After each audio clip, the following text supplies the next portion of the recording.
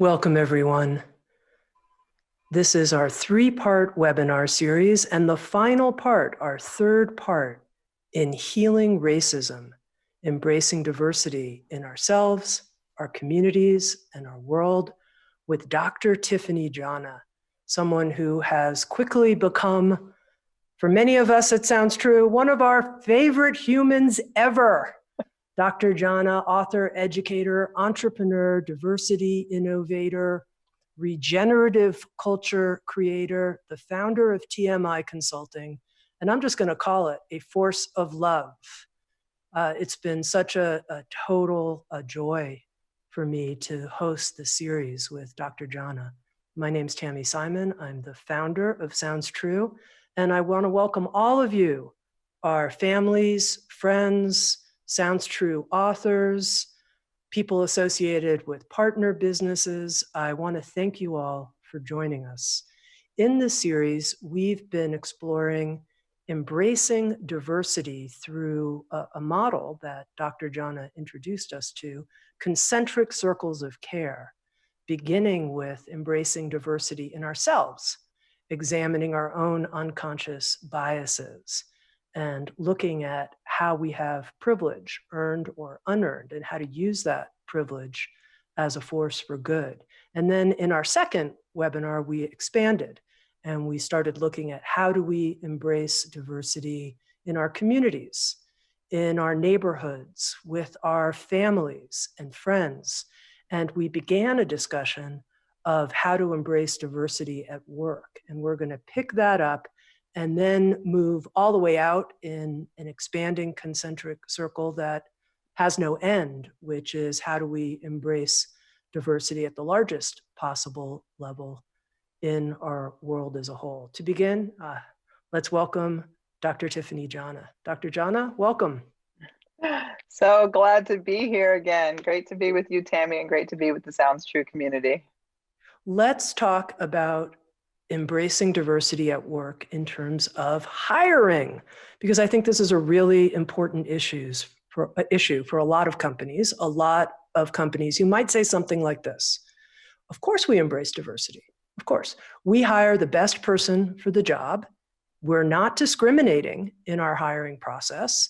And what we've got is what we've got. This is the makeup of our staff. What's the problem? And that makeup might not be that diverse technically. What would you say to people who are, whether they're in an HR department or engaging in hiring, what might they be missing? So, I mean, the first thing is intent, right? We know that the number one source of new hires is the referral network for the organization. And the referral network is based on our personal networks. And we've talked in our previous webinars that our personal networks are highly segregated at this time. And so if we're relying exclusively on those networks, therein lies the first challenge. But the first step to course correcting, if we're intentionally seeking a more inclusive environment, a more diverse environment, is to set that goal, or to set a set of goals that states explicitly that we desire to have more diversity. Now, we don't want to have it for its own sake, right? Institutions, organizations exist to accomplish certain missions, certain visions, certain goals.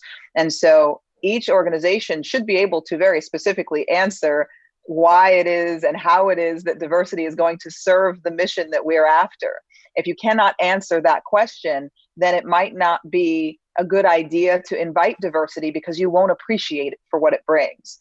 So the homogeneity that exists within the context of an organization that has not been intentional about diversity is something that is not a crime. Certainly, a lot of clients have come to me over the years saying, "Dr. Jana, we didn't mean to do it, but our whole organization is white. Can you help us?" It's like, yes, I can help you.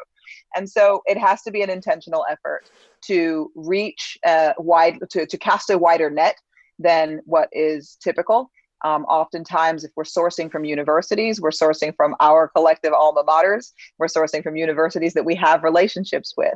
And this is when you have an opportunity to do things like build relationships with historically Black colleges and universities, build relationships with professional associations that are populated with minority folks, with BIPOC people, and to be intentionally putting out that welcome mat, right? Because we don't know, people say, well, everyone is welcome, but we don't have diverse people applying, right? That's just, they're not showing up. Well, if we look at your website and we see a sea of white faces, we don't know whether you did that by default or by design. And so we need an explicit invitation that goes beyond, we're an equal opportunity employer. Of course you are, everybody is, really, technically speaking, right? We have an obligation to do that. But we need some real demonstrated evidence that you care enough, and this is important enough, that you're willing to reach out into communities beyond your own with intention.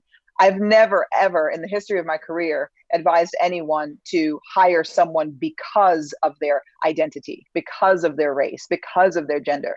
You've got to hire the qualified people first. But if you're not finding a pool of candidates that is representative enough, then you're never going to get that diversity.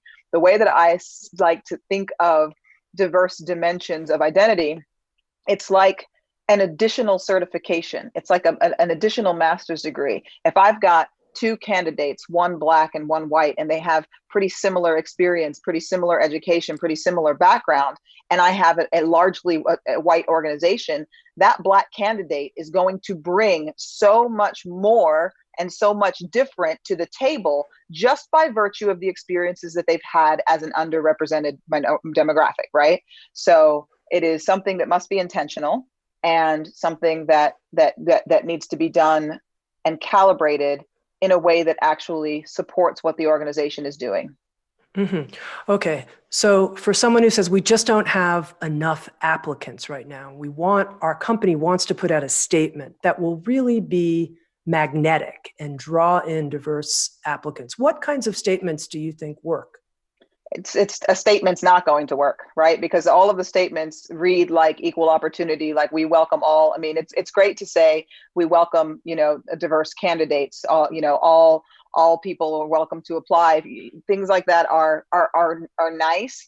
But what's more important, all of these organizations, professional associations that are sort of gathering around identities, they're looking for sponsorships every month, every conference. Start showing up at our events and sponsoring our events. We need speakers at, for every professional association you can think of, there are multiple under racial identities, right? And like LGBT identities. So there's, so the Professional Association, National Association of Professional Certified Public Accountants, for instance, there's a Black one and there's an Asian one, there's a bunch of them, and they're all looking for programming. Start sending delegates from your organization out into the world to show up and say, hey, we're a great organization and we're looking to increase the diversity. Here's what we offer. Here are the jobs that are available. And even if there aren't jobs available, when they are available, we want you to know about us. The other thing is, if we spent half as much time building our own pipelines as we do complaining about the fact that we don't have candidates, right? When this conversation started, I think like 10 years ago in earnest, when we really started thinking about hiring more diverse candidates and being intentional. Well, if 10 years ago, each of us had started building relationships with the local middle schools, the local high schools, and the local universities and community colleges, letting the candidates from the demographics that you're interested in increasing know what it takes to be qualified to do these jobs. Let them know that these jobs exist. Oftentimes in underrepresented communities, we don't even know what careers are possible because we don't have enough of us represented in those roles. So we need to see what that looks like. We need to know how to become qualified, and you can build your own pipeline. In 2020 and beyond, there's simply no excuse for not having enough candidates representing a diverse slate showing up for you. Even the states that I go to, when people say, well, I'm in the middle of Iowa, or I'm in the middle of name a white state or city, there really aren't that many. I promise you, based on the history of redlining, on the other side of the tracks, there is a high concentration of people who do not look like you. but you're just not connected within those communities. Very, very helpful. It was very specific. I really appreciated that. Now, one of our listeners wrote in, what about some type of updated version of affirmative action where we actively prioritize hiring people of color at companies where their workforce is not very diverse? Yeah, so I mean, affirmative action starts to get really political and it scares people. People don't like quotas, right?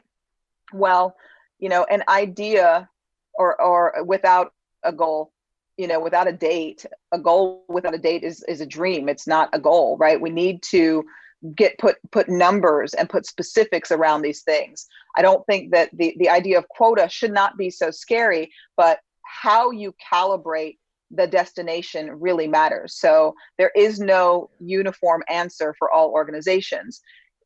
People can ask questions like, okay, first of all, if the demographic representation of African Americans, for instance, in the United States is only around 13%, if you're trying to create a 50-50 white-black, we'll just stay there, or you can say 1/3 black, 1/3 white, 1/3 everyone else, however you want to calibrate it, you're over indexing for the population of the United States. So that goal is a little bit too high. However, if you happen to be situated in a state, a city, or a country that has a majority of Black and people of color, then a goal like that might actually be reasonable. So does it make sense for you to, I like benchmarks. Benchmark our goal percentage for demographics based on numbers that make sense for what you're trying to accomplish. If you want to benchmark against the population percentages where your organization is situated,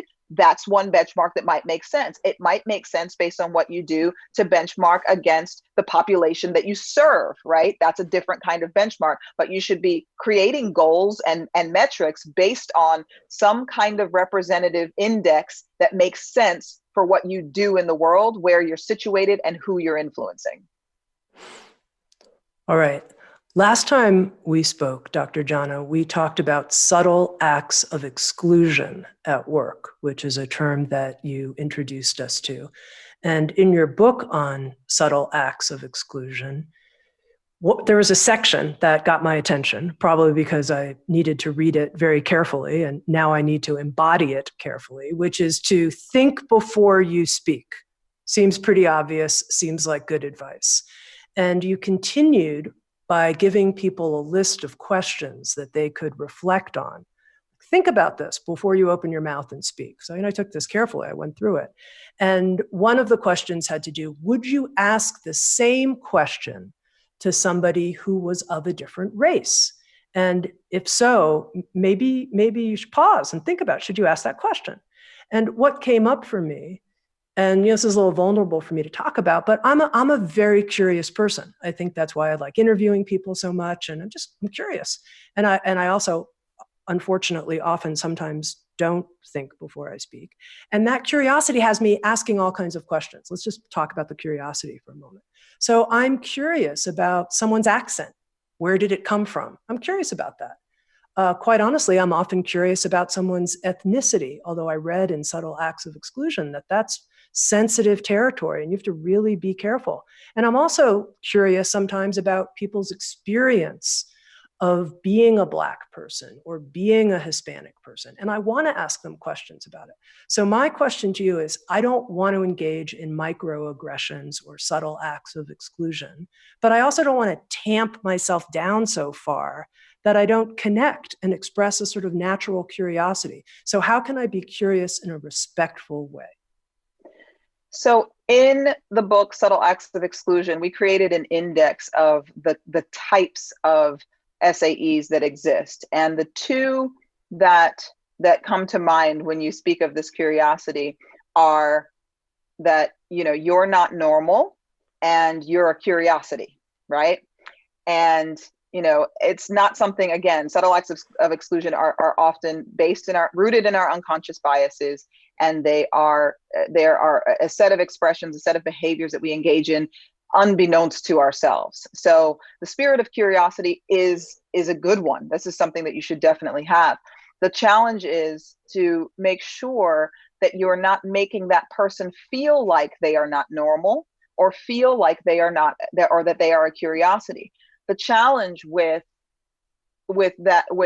every person interacting with that curiosity or acting on that curiosity is that when you are the person with the accent, or you are the person, with who's ethnically ambiguous, for instance, you hear it so often that it's exhausting. And if there's no chance of this relationship extending beyond this interaction, then it's just an intrusion, because my revealing to you my ethnic ancestry on a subway when you're getting off at the next stop and I'm never going to see you again, all that is a revelation of vulnerability that I don't owe you, right? Now, I will tell you, Tami, full disclosure, I ask people about their accents all the time, and I'm very careful about it. It is a thing that I am curious about, because I'm deeply interested, because I speak multiple languages. I can often identify the accent because I'm very aware of how it feels to be. For me, it was always, what are you? Are you Black? Are you mixed? Right? That's what I heard for most of my life. People don't bother me quite so much anymore, but I heard that all the time. I'd say, no, I'm not mixed, but if I was, would it matter? What am I? I'm a human, right? So when I ask people about their accent, I start with, oh my goodness, your accent is beautiful. That is a beautiful accent. Where is it from? I can't quite place it, right? So I start by saying, this thing about you that is causing me to notice that you are different. It's not that you're not normal. It's not that you're a curiosity. It's that I think that you are beautiful. And I would like to be able to maybe assign, a language or a region to this beautiful accent. And because I'm, either experienced or somewhat studied in these areas, very often when they say, oh, well, I'm from the Czech Republic, or, wherever it happens to be, I can say, oh my gosh, I went there in 1982 and blah, blah, blah. And then we find a point of connection, and it kind of reveals that I'm not just, oh, tell me about you. So if there's no chance of it going anywhere, I would think twice. Right. But if this is somebody who you are starting a new project with, or someone that you're meeting somewhere, where you have mutual friends or something like that, then there's more chance of there being legs. People are accustomed to being asked these questions over and over again. So make sure that you lead. If you are genuinely curious, make sure you lead with something that is a compliment, that is very clearly, I think that you are extraordinary. I think that you are beautiful. And I desire to experience more beauty in my life. And I'm seeing that in you right now. Mm-hmm. Again, very helpful, very specific. I really appreciate that. I can do that. Now, one of the interesting things to me is in working in a diverse group, there's a moment that I've found where people become comfortable enough to actually have a whole lot of fun together and start telling jokes and laughing. And we can even laugh about the things that make us different. But it's interesting, and I'm not exactly sure how to phrase this question, but it's kind of like, how do you know when humor is welcome and it's gonna release energy in the room and release naturalness? And when is it like, wow, that was a bad joke? Not good. Because I can see in this being careful, and that it could kind of tap down and everybody kind of tiptoes, and there's no humor in the space anymore. And yet that's such a breakthrough moment between people. It is. A genuinely humorous rapport is something that is deeply sacred and very intimate. So I have a semi-secret stand-up comedy life, right? Oh, I didn't know that. Most people don't know that. It's very small and very local. But there are some rules around comedy that are useful in this space, generally speaking, for the people who are just expanding their cultural fluency for the first time. If you don't feel super comfortable talking about race and diversity, I wouldn't start getting into humor until you feel like you really have your footing around this. But the rules of comedy that are useful in this space are, the rules of punching up, not punching down. Right. So it's okay to pick on the oppressor. It is not okay to pick on the oppressed. So if you're making a joke and you are a white person, you can be self-deprecating in a racial context, but you don't want to do that in the direction of punching down, because the people who are, on the margins are already injured, and we don't need or want or appreciate the injury that comes from humor. I, as loquacious and outgoing as I appear to be, I actually, I deal with some social anxiety, and I do miss social cues from time to time because I think it's because I was raised between Germany and New York, and there's this like blunt, direct, we just say the thing in both of those cultures.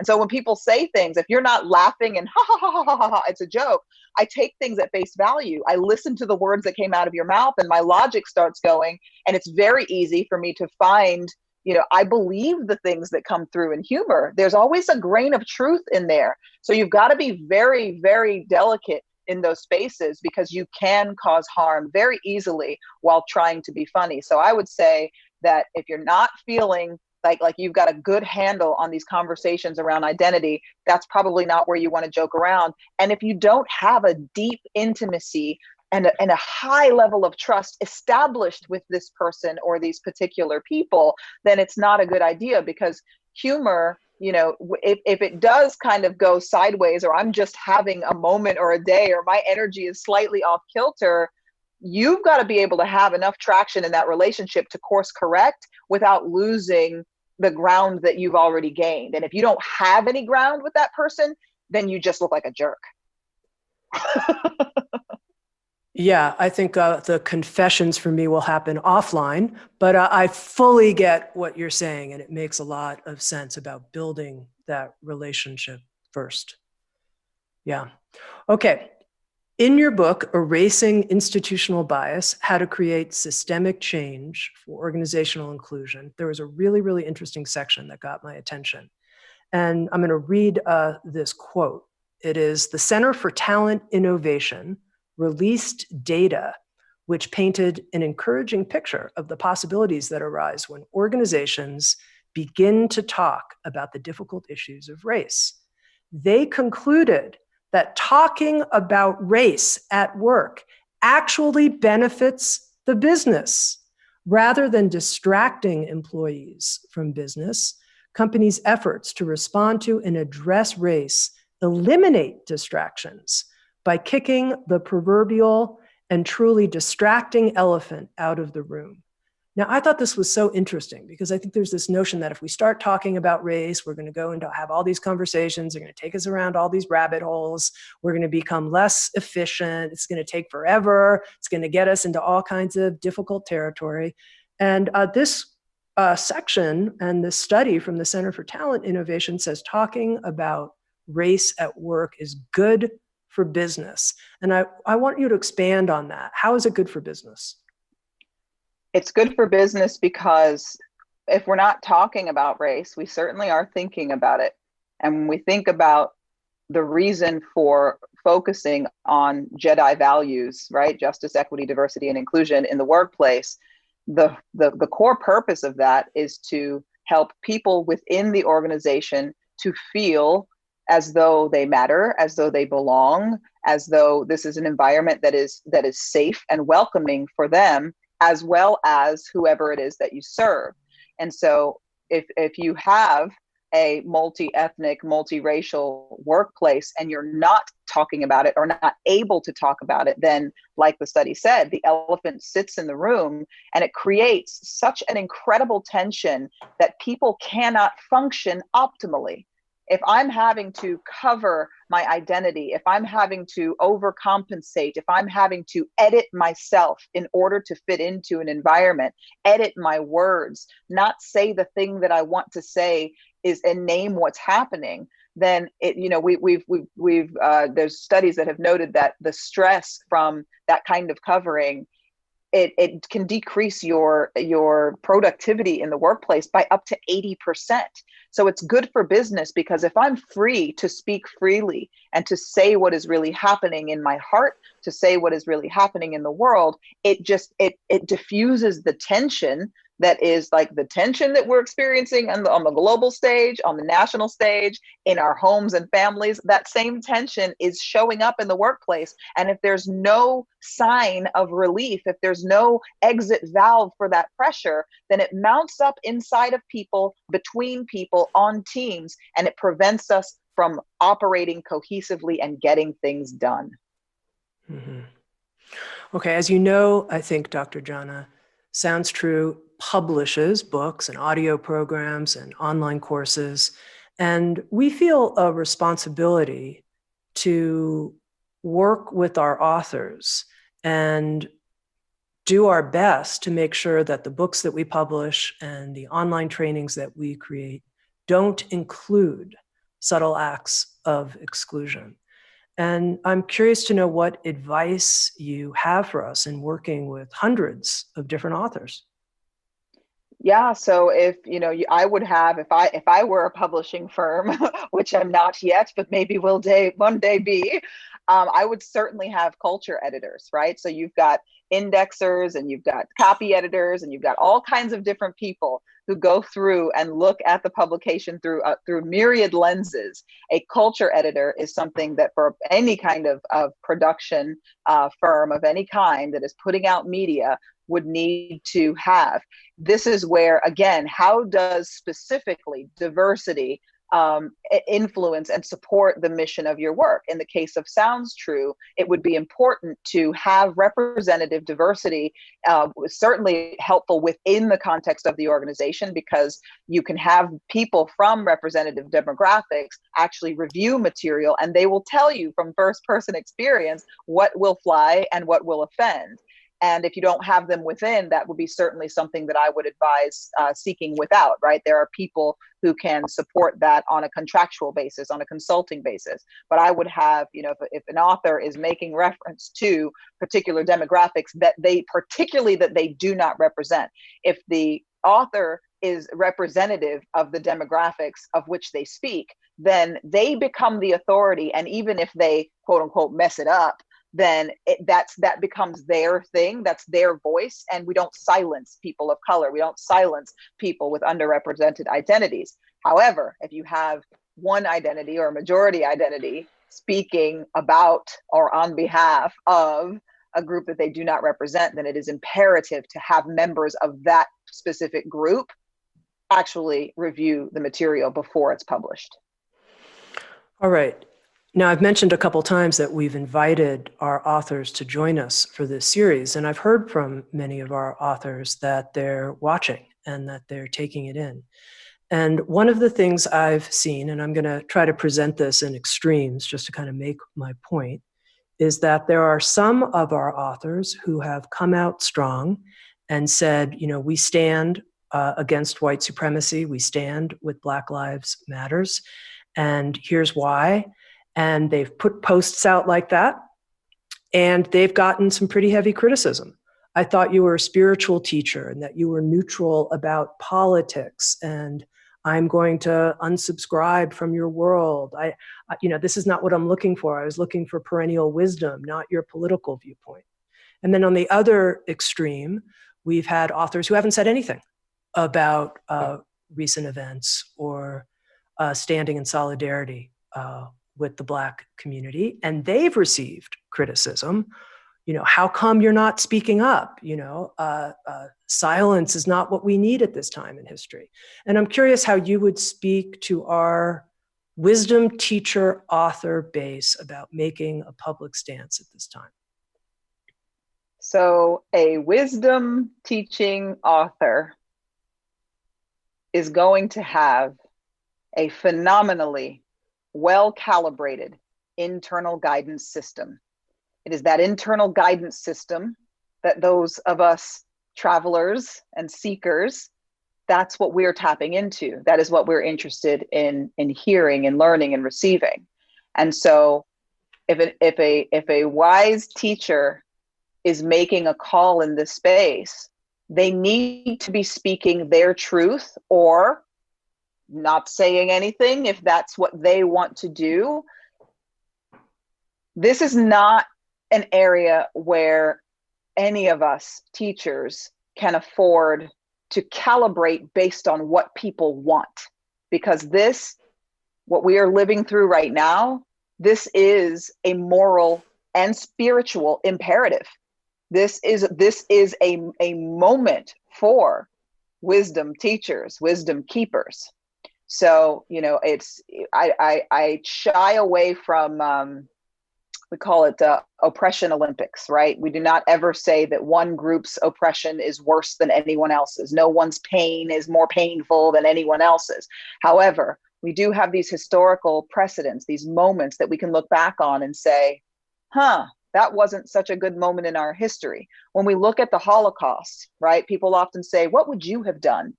Where would you have stood as our Jewish brothers and sisters were being rounded up and murdered? Would that have been the time to be silent? Because history will reveal your stance on those moments, and you will be lying. We're back, everyone. Sorry for the technical difficulty there. Dr. Jana, you were describing what it would have been like if we were alive during the Holocaust and the actions we took during that period. I wonder if we can pick right back up in that response, talking to our wisdom teachers about this time that we're in. Yes. So our wisdom teachers, if we lose followers in this moment because we speak up for what we know is right, then those are followers who were meant to go. They're on a different journey. But what we do not want to find ourselves on the other side of this momentous opportunity. We are experiencing a seismic shift in the collective conscious. This is something that we are all hoping for. This is something that we've been working towards. This is the age of Aquarius dawning upon us. And so we have a responsibility to speak the truth and to be these wisdom keepers for people. It's medicine. The medicine doesn't always taste good. If all we're offering our followers, our listeners, our fellow travelers is what they want to hear, where then is the growth? We don't have an opportunity to grow if we are not challenged. So I would say to the wisdom teachers, say what you feel, say what you know is right, because that is what the world is counting on each of us to do. Mm-hmm. Okay, as we move out in these concentric circles and we start expanding into the world as a whole, I think this is one place where people often feel a sense of helplessness. Like, look, I can focus on me, my family, even the workplace, even whatever my role is. Like, I get all that. But now in terms of dismantling structural racism, I don't know how to be effective there. It feels bigger than me. What would you say to that? Well, it definitely is bigger than all of us, and it's so incredibly complex. And this is precisely why in the concentric circles of care, why starting from your own vantage point, by starting in your own heart, by starting with your own spirit is so important, because it is from a very strong core that we're able to influence those concentric circles. So doing that personal work can't be shortcutted, can't be hacked, can't be skipped, can't be taken lightly, because if each of us took true accountability and true responsibility for affecting a positive change in the collective, in the systems, in the structures that we have access to, if each of us owned that individual responsibility, the collective impact would be momentous, right? We are so daunted by the reality that it's so much greater than us that we're tempted to await someone else's guidance or someone else's cure in order to realize change. And it's not anyone else's problem. It is our collective challenge. It is our collective call to action that will create the change at all levels of the system. Each and every one of us has access to something somewhere, and the part of the journey that is our responsibility is understanding as deeply as we can what is our role within each of these systems. How are we benefiting from systems of oppression? How are we holding up systems of oppression? And where can we influence a change just from the place that we stand?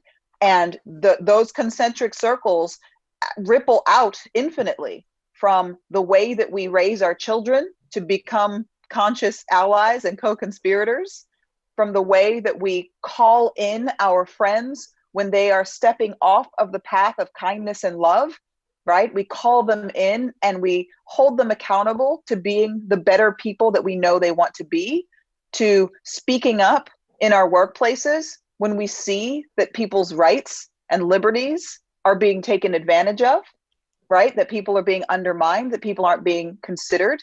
If you're on that hiring panel and you know that that person of color isn't being hired just because people don't really want to deal with new kinds of cultural fluency, that is a time to speak up, to how we vote, to where we shop, to being cognizant of the supply chains that are involved in each of the purchases that we make, how we travel, how we live, how we eat. All of these things influence the collective. We can change the entire world if we start with ourselves and we're intentional about our choices.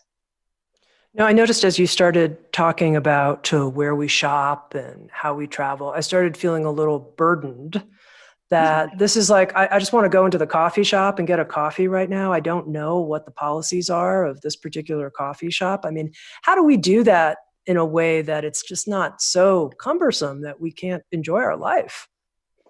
Yeah, so there are a few, shortcuts and things that we can do to make it a little bit easier. This is precisely why I'm a member of the B Corp community. When you see that, oh, and look at my little cup, I've got one right now. When you see the certified B Corp label on a product, on a business, then you know that they're being held accountable to a higher standard. And you can go online and look at their scores and see exactly how they're being accountable. That's one way. When we see fair trade labels, that means something. That means that people in places are being compensated properly for their time, for their energy, for their talent, for their effort.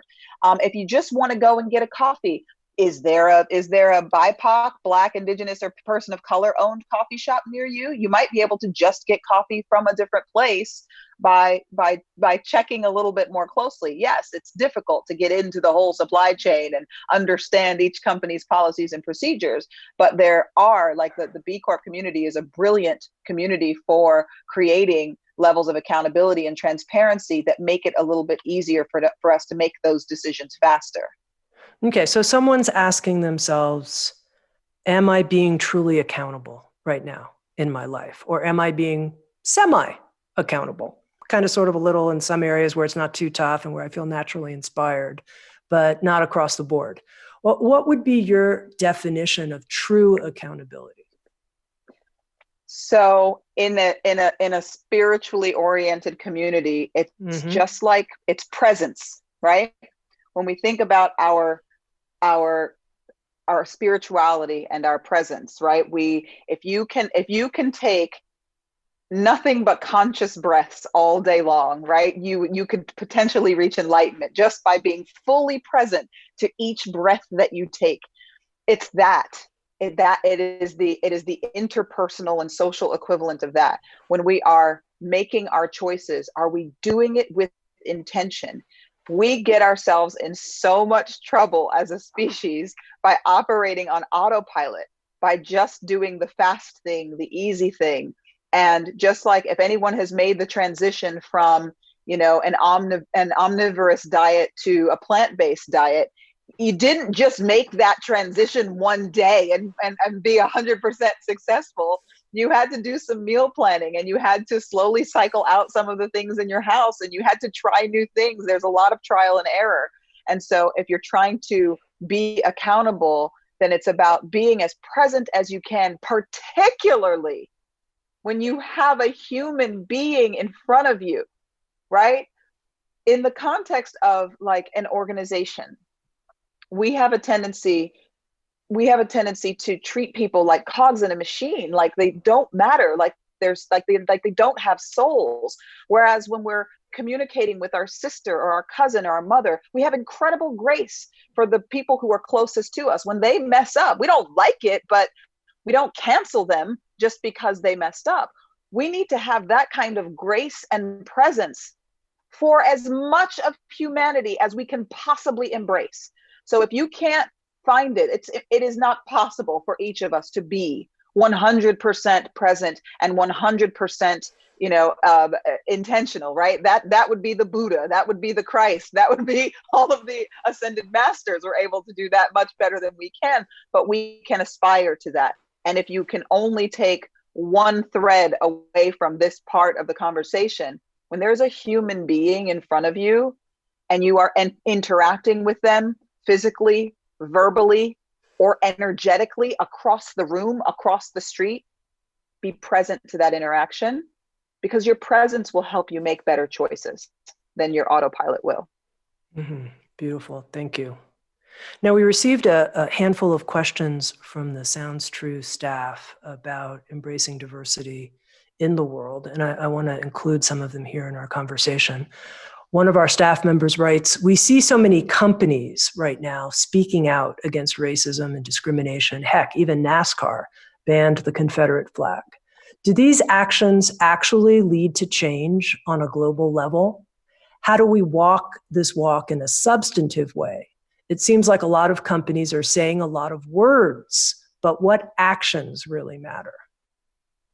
I'm so happy to hear that people are noticing that there are so many words, because the words represent a stance. They represent a potential for commitment, but they are still words.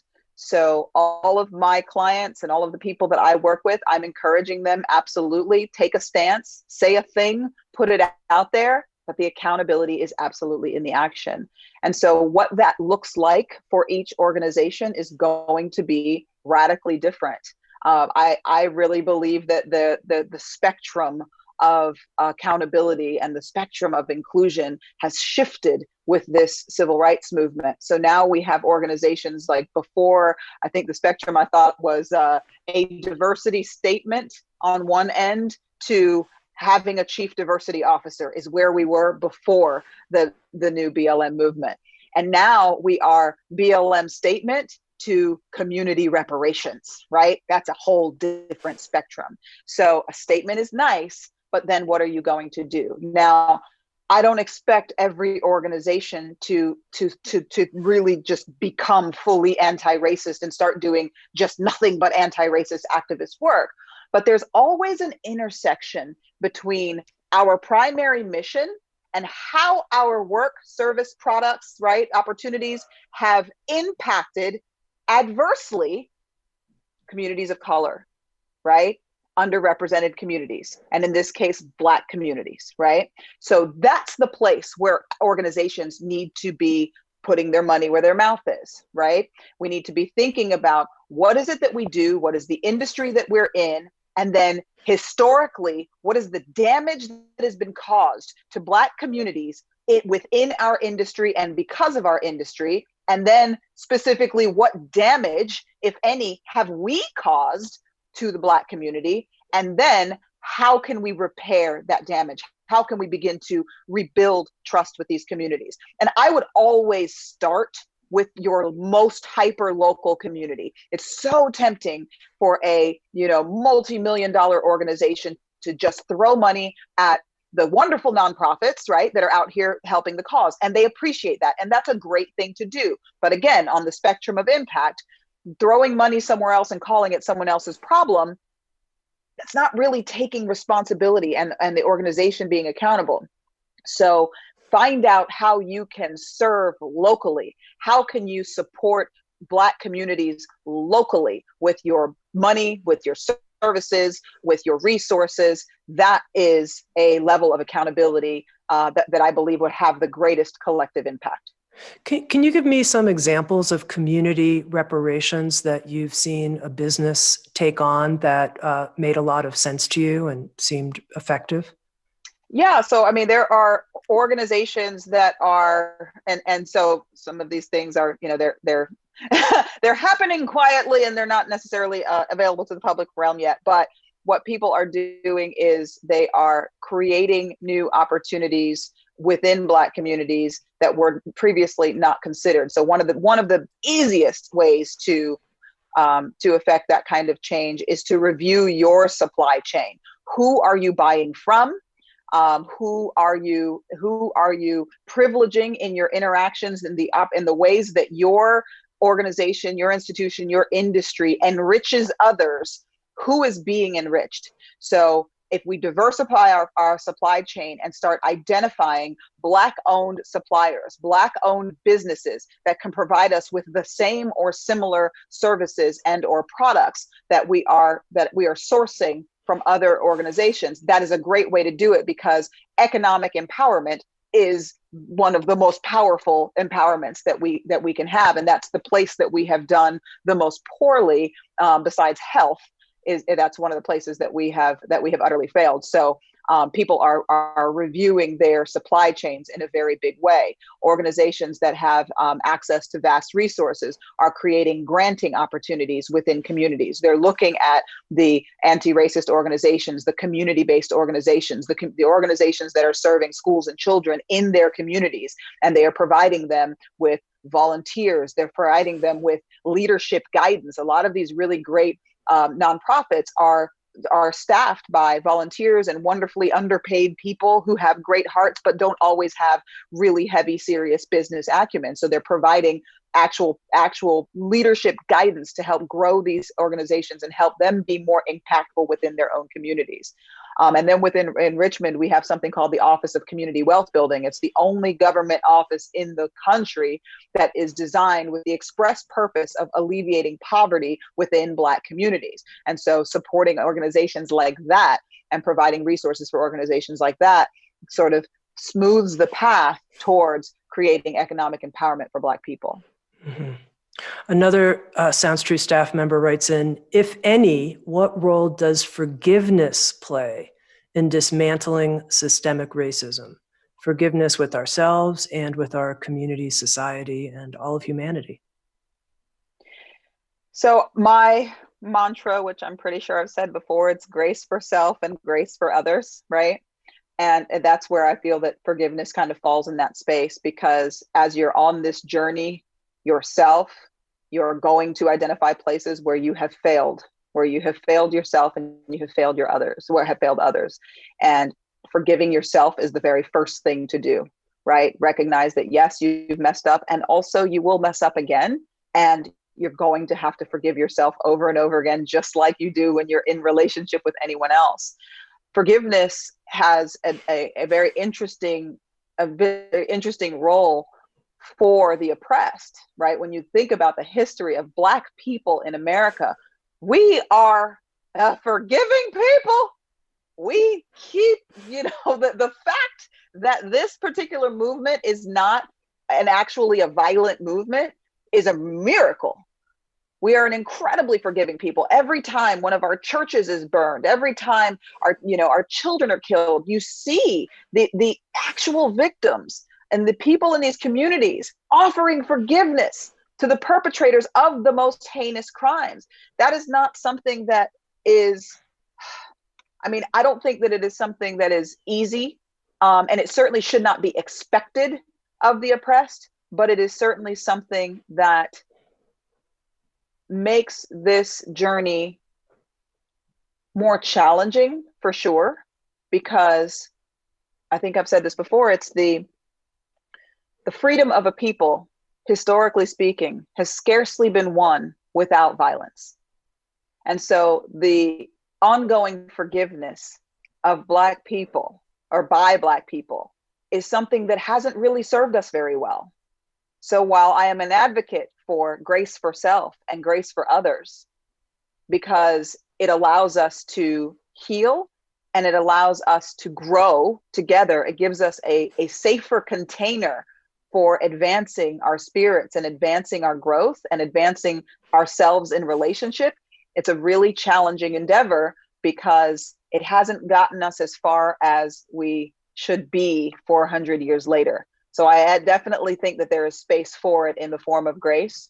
But I don't think that the demographics that have been responsible for the historic oppression of any people should ever expect the forgiveness of the oppressed. The fact that we offer it freely is a gift, and it needs to be appreciated and followed up with action that creates an equitable world for all of us.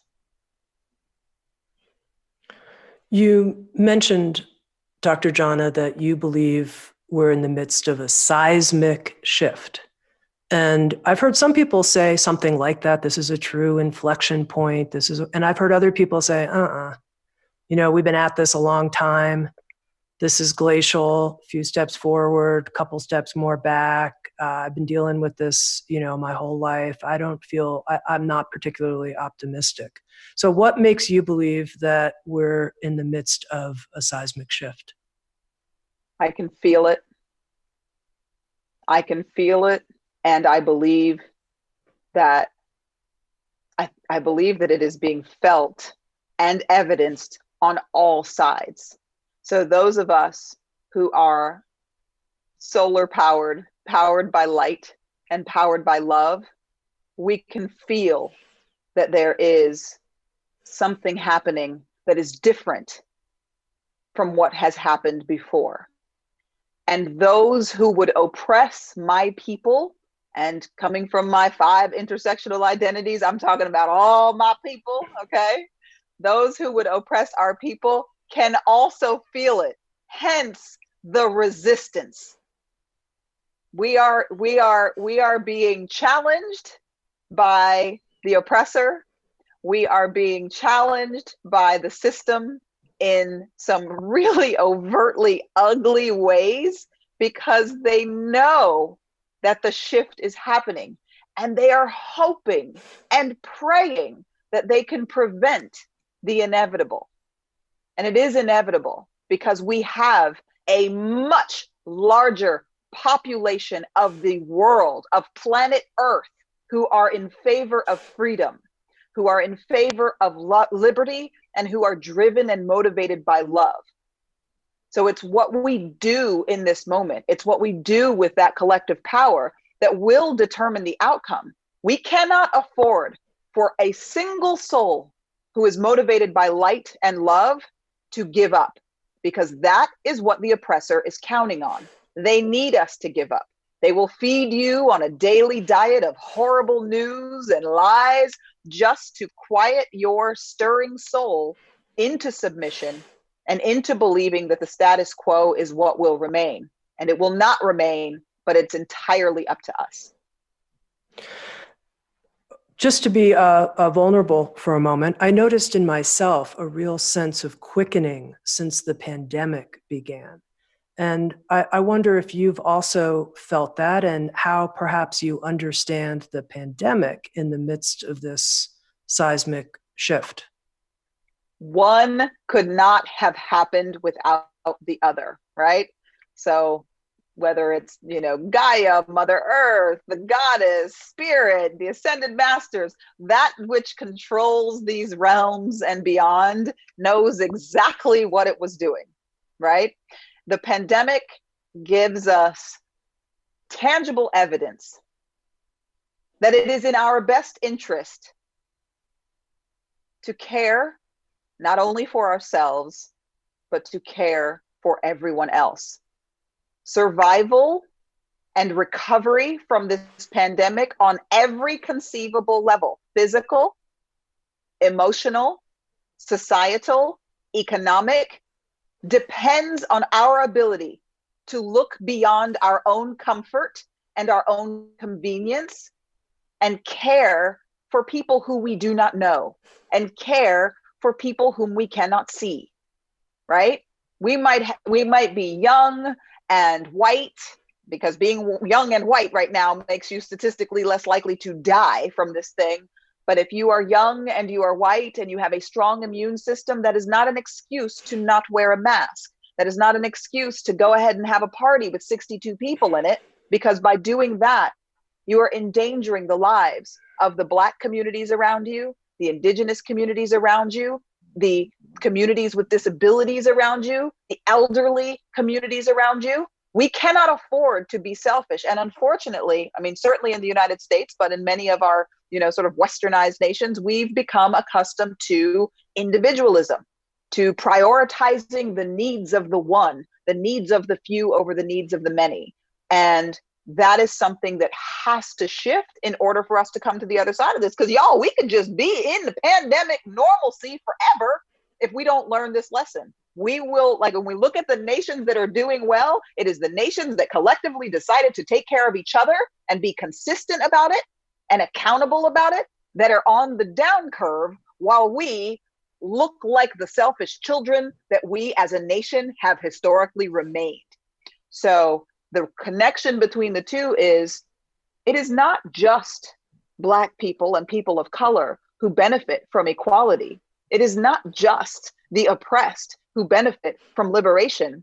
We all thrive. We all have the opportunity to do better. Our planet will do better as we recognize that we are Earthseed. We are children of the planet. We are part of the earth. When we take care of each other, we take care of the earth, we take care of the collective, we create an entirely different state of being, which is something that so many of us seek. But we cannot just seek it for our own. I cannot just seek equality and equity and love and light and goodness and privilege for my little family. I've got to want that for everybody. And until we embrace that idea, we're going to find ourselves in a world of hurt. Mm-hmm. Now, once again, when you talk about this seismic shift occurring right now in our midst, I want to have you address that person who says, this sounds a little dreamy to me. Like Dr. Jana, I was with Dr. Jana when Dr. Jana was talking about kind of the grounded social change at work and everything, but this part feels a little dreamy. And, a couple people I know, Black individuals, have said to me, I just don't see white people giving up their power. I just don't see it. This vision of equity, this, world of awakening, I don't see it. What would you say to that? When I think about bias, racism, stereotypes, and the hyper generalization of any given people, what I see is evidence of humanity's willingness to paint with a very broad brush and ascribe values, judgments, characteristics to entire groups of people and be willing to make decisions from that place. If people want to remain in a pessimistic mode and focus on what cannot be done and focus on the impossible in their individual worlds, that's exactly what's going to be reinforced. I think that many of the people in this community understand that the metaphysical power of our own beliefs, of the orientation of our minds and spirits in any given direction has incredible power. It is the ultimate power. When all of the major religions of the world tell us that we are made in the image and likeness of the Creator, whichever Creator you prefer, it is not because we have two eyes, a nose, and a mouth. It is because it begins with a thought and it's followed by a word. And after the word, it becomes manifest in this reality. So if we're willing to paint a people with a broad brush based on the actions of a few or based on a handful of experiences that we've either had or have been made aware of, then why not go ahead and gamble with painting with a broad brush based on the best of each of these identities? Judge my race by what you've seen as our greatest potential. Judge our human race as based on what we've experienced as the best of the human race, because we have evidence that supports that we are able to love, that we are able to create, that we are able to be kind and wonderful, and that we can build beautiful things together. We can do that. So I believe that if collectively and individually we focus on the highest potential, the highest aspirations, the highest of each of our capacities in our own self-actualization and the belief in the other, that the inevitable outcome of that can only be positive. Mm-hmm. That's my reality. Show me the picture that you see inside of a post-discriminatory world, of a world that embraces diversity. What does that look like? No, it's a beautiful world. And for me, a lot of it draws from the tenets of Afrofuturism, right? And in Afrofuturism, you have people from the African diaspora pre-writing and rewriting the future, devoid of the delusion of white supremacy, devoid of identity hierarchy. It is a world where human beings are seen for what they are. They are seen for more than just the color of their skin or their hair or who they love. We recognize in each other a common humanity. We are guided by spirit. We are guided by love. There is no, in intentional oppression of any people. When we look at the most homogeneous nations in the world are the ones that have the strongest social safety net, because when they think of their elderly, they see themselves. And we need to build a world where we take care of each other. No one dies because they can't afford medical care. Everyone gets medical care. No one lives on the street unless that's what they want, because there is enough. Scarcity is a manufactured lie. And so we distribute our resources in ways that ensure that everyone has what they need to, at the very bare minimum, live.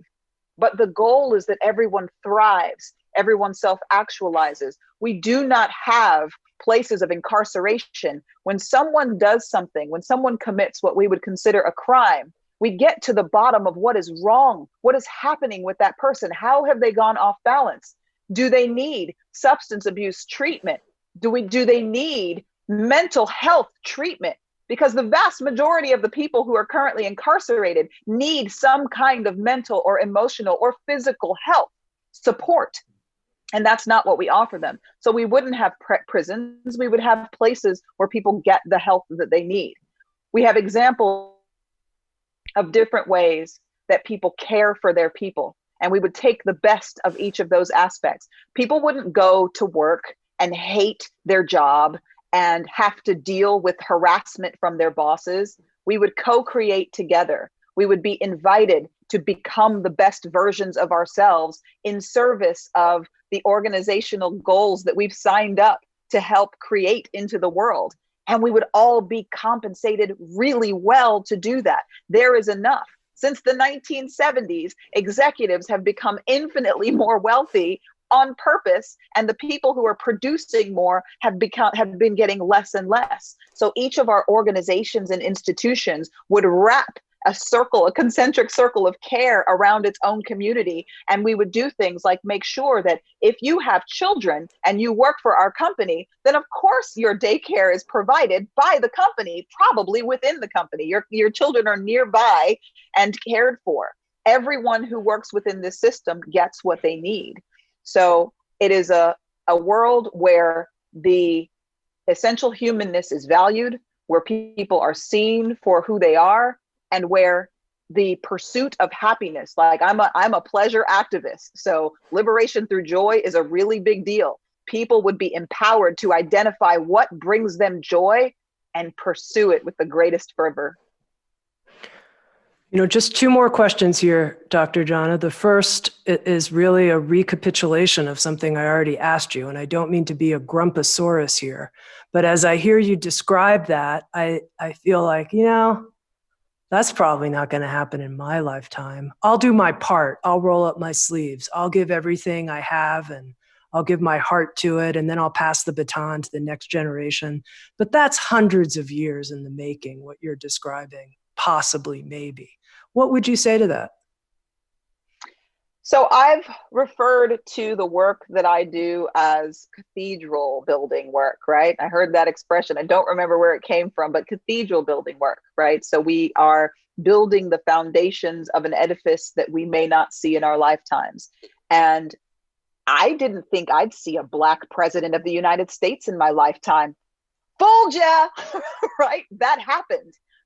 I did not think that the Confederate statues would come crumbling down on Monument Avenue in the capital of the Confederacy where I live. That certainly is happening right now. I never thought I'd see the day where organizations would feel compelled, obligated to make a statement valuing Black lives, lest they be perceived as not valuing Black lives in my lifetime. So if we look at major inflection points in history, it actually is possible. We have been asleep. There is nothing that our government and our societies can get away with that we don't allow. We as a people have become very, very comfortable with the status quo, right? We got comfortable. We bought a pile of lies. We made do with it. And we're waking up and saying, wait a minute, what? This isn't working for me anymore. This isn't working for my neighbors anymore. So I believe that we can see maybe not the full utopian vision, but the incremental steps are less incremental now. We are seeing people demanding change. And, somebody said to me, like somebody was telling me that it's great that I do this work. I've been doing this work for so many years, and, it's probably just going to die down in 6 months. And we're already seeing the news cycles focusing again on COVID and less on Black lives.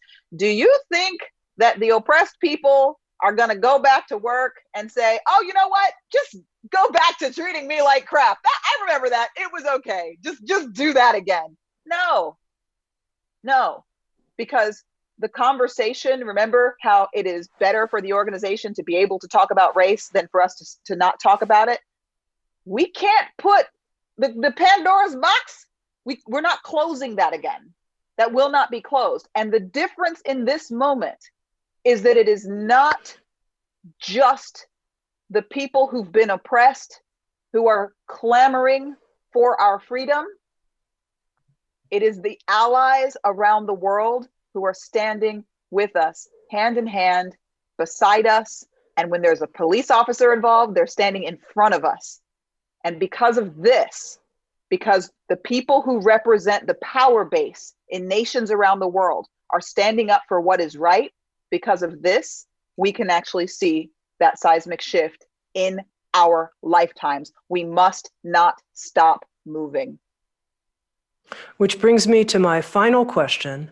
Any wise counsel for how we stay engaged and hold ourselves and each other accountable moving forward?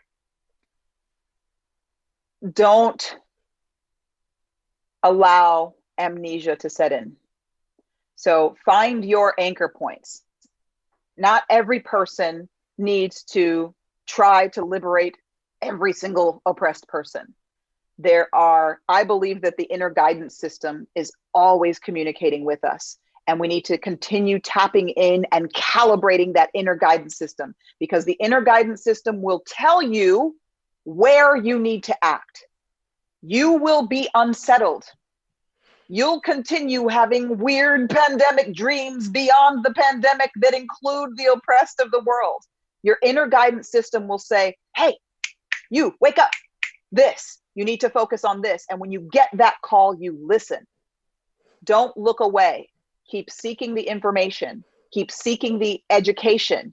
Keep seeking the authentic relationships, because proximity, we've been divided and we were conquered for a time, but we are coming back together. It is so important that we build these relationships across differences, because when you have genuine proximity with people who have been underserved and oppressed, then you can have conversations that will not allow you to put this back into the back of your mind. Those of us who represent these, the BIPOC populations, the underrepresented, any kind of oppressed population, if you're LGBT, if you have a disability, y'all know, because there's more diversity, even amongst white people, than people want to give credit for. When you think about the areas of your life in which you experience something that represents some kind of oppression, you know that conversation never stops. So if you are so privileged that you can isolate yourself from the stories and the narratives of oppression, that's the danger. So get yourself close, whether you're volunteering, showing up at organizations, again, building those relationships, asking the questions, stay close and stay awake. Dr. Tiffany Jana, regenerative culture creator. I love that that title, the work you're doing. I just thank all of the lucky stars that bless Sounds True and the good people at Sounds True who found you and TMI Consulting to work with us. It's such a blessing. I'm so, so, so grateful. And I want to thank everybody for being with us here for this 3-part series on healing racism. Stay awake. SoundsTrue.com. Walking together with you and waking up the world.